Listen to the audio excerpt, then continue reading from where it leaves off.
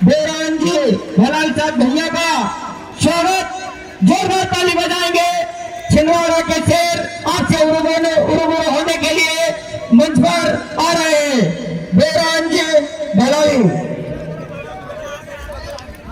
जोरदार ताली बजाएंगे। इसी ताली के गड़गड़ाहट के साथ दादा का स्वागत। बहुत बहुत धन्यवाद।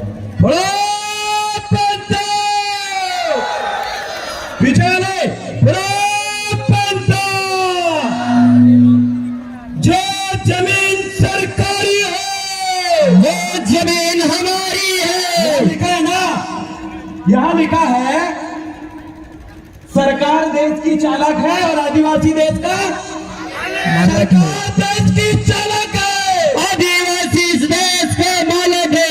आदिवासी इस देश का अगर मालक है तो कौन होता है आशीष शर्मा उन्हें रोकने वाला? ये प्रतिमा स्थापना के लिए ये कारवा ने जवाब दे चुका है कि भाई रामदेव ककोड़िया के पलटन को रोकने वाले तमाम समाज के दल्ले जो धरना लगा के बैठ के इसको रोकने की कोशिश कर रहे थे, आज वो सुन ले कि ये काफिला रोकने वाला नहीं है।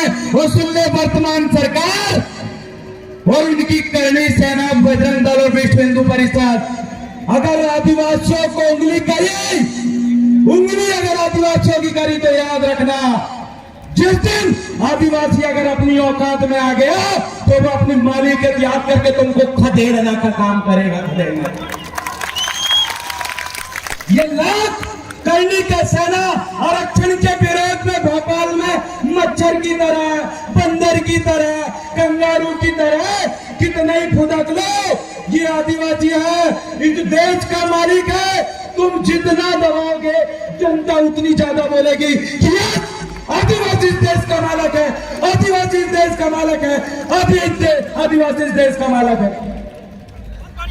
उन लोगों को जवाब दो जो यूनिफॉर्म सिविल कोड के नाम पर आदिवासियों का जो स्वशासन का अधिकार है, वो स्वशासन का अधिकार, वो जो जल जंगल जमीन को बचाने के लिए आदिवासियों को प्रभावित करता है, बताता है, ये सिखाता है कि आदिवासी इस देश का मालिक है और इस प्रकृति का अगर कोई व्यक्ति संतुलन बना सकता है, इस पूरी पृथ्वी को, इस पूरी दुनिया को कोई व्यक्ति अगर बचा सकता है तो वो है आदिवासी। उन आदिवासी, एसटी, ओबीसी और मुस्लिमों के अस्तित्व को खत्म करने के लिए ये यूनिफॉर्म सिविल कोड ला रहा है। उसका पूरी समाज को विरोध करना चाहिए। क्या विरोध करने के लिए तैयार है? अगर आपसे कोई आपका मालिकियत छीने, क्या आप उसको ऐसे छीनने दोगे? छीनने दोगे क्या?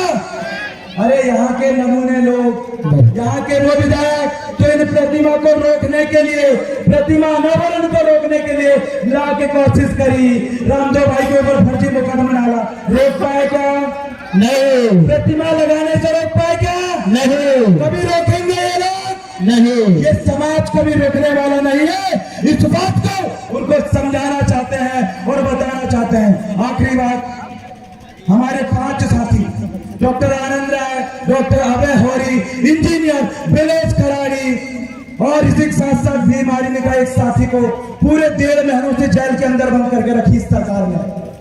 वो लोग जो आपकी हक और अधिकार के लिए जान देने के लिए, अपने सर्वस्व निछावर करने के लिए जो साथी लड़ने के लिए सामने आते हैं, इन सरकार ने हमारे उन क्रांतिकारी साथी को जेल में बंद करके रखी है। उनको छुटाने के लिए तैयार है, तैयार है, तैयार है, तैयार है, तैयार है, तैयार है। जय जोहर का नारा है, भारत देश हमारा है। जय जोहर का नारा है, भारत देश हमारा है। नमो नाटे भारत, नमो नाटे भारत। मेरे आदिवासी भाइयों, आपको पता है यहीं आते आते मैं नेमावर से आया और नेमावर का वो हत्याकांड हमारी नजरों में आज भी झूल रहा है। मुझे बताइए, उस नेमावर हत्याकांड में जिन हमारी बहनों को, एक छोटे से भाई को इन लोगों ने जमीन में दफना दिया था, उसका आरोपी आज कैसा है आपको पता है? खुलेआम घूम रहे हैं वो लोग। उनका संरक्षण कौन कर रहा था?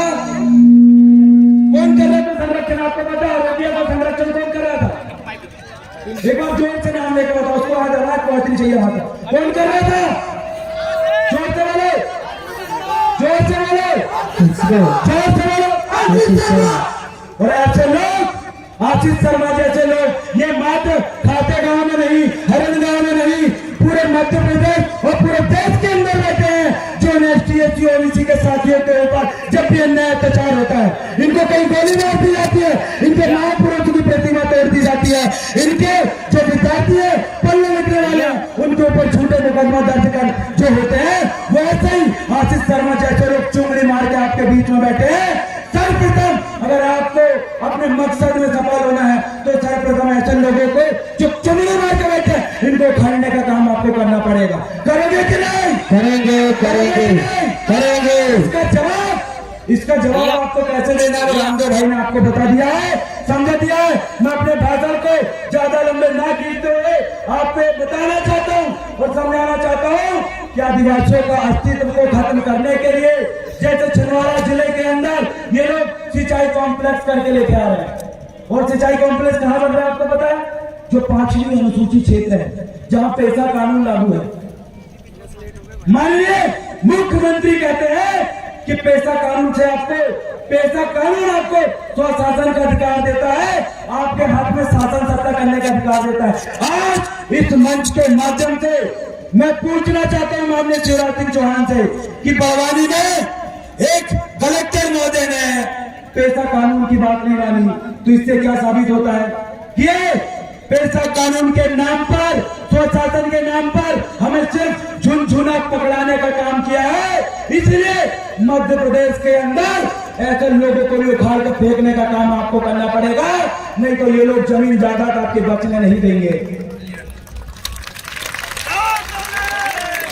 जो जमीन सरकारी है वो जमीन हमारी है, जो जमीन सरकारी है वो जमीन हमारी है। बहुत बहुत धन्यवाद। और आज हमारे समक्ष वरिष्ठ मुखियागण हमारे समक्ष उपस्थित है। रामदेव भाई की इस टीम को मैं बहुत बहुत धन्यवाद देता हूं। और हमारे बीच में मिर्जा ब्रिगेड के वरिष्ठ चिंतनकार सतीश पेंदान दादा, भगवती मीर और तमाम हमारे एसटी एससी और ओबीसी के तमाम मुखिया साथी उपस्थित है। आप सभी लोगों को मैं लास्ट में इतना कहना चाहता हूं कि जो एकता देवास के अंदर भाई रामदेव पकौड़े और उनके पलटन के तत्वाधान में आज यहाँ देखने को मिली, यही एकता हमें भोपाल के अंदर हमारे उन प्रमुख साथी जिन्हें जेल में बंद करके रखा गया है। आपसे मैं बारंबार निवेदन और रिक्वेस्ट करना चाहता हूं, इस देश के मालिकों से रिक्वेस्ट करना चाहता हूं कि एक होइए और हमारे उन 5 साथियों को सबसे पहले जेल से बाहर निकालिए। इस मध्य प्रदेश की सरकार को उखाड़ के फेंकने का काम भी हम करेंगे साथियों। बहुत बहुत धन्यवाद। लास्ट में मैं एक ही नारा लगाना चाहूंगा, एक तीर एक कमान, चलो आदिवासी एक समान। पीछे वाले जय जोहर का नारा है, भारत देश हमारा है, जय जोहर का नारा है। बहुत बढ़िया, बहुत बहुत धन्यवाद। सेवा सेवा सेवा जोहार, जय आदिवासी, जय गोंडवाना भूमि। बहुत बहुत धन्यवाद। जोरदार ताली बजाएंगे। और इसी ताली की गड़गड़ाहट के साथ मुझे एक पंक्ति याद आ गई दादा के विचारों से। तख्त नहीं ताज बदल देंगे, तख्त नहीं ताज बदल देंगे, घुसखोर और भ्रष्टाचारों की नीति बदल देंगे। अरे मेरे